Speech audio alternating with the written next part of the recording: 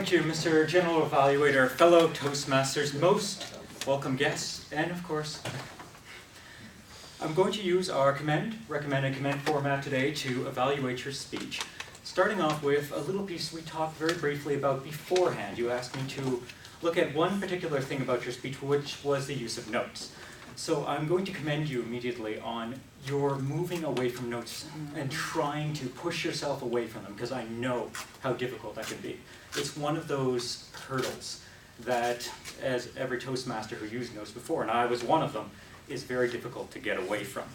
Your eye contact, your body language is incredibly strong.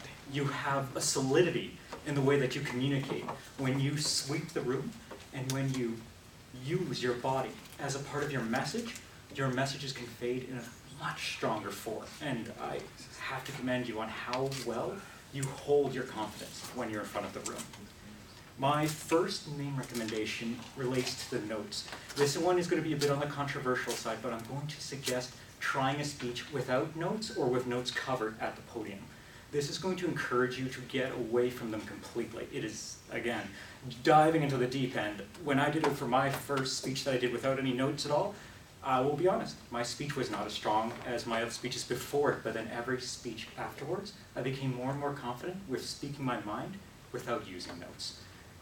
The other recommendation I would like to make for you is to use your body language to uniform with your message. I notice you do have a comfort gesture that you do where you grab your hand and you rest it. And sometimes that can take away from your overall message. It can convey a bit of nervousness, even though I know for a fact you're not nervous. So use your gestures as a part of your message, and your hands will come with you on that journey that you're taking us on. One of the other things I'd love to commend you for is your actual, look at me using notes.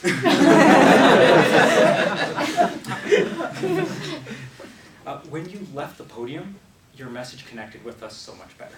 Realistically, I'm going to do that right now.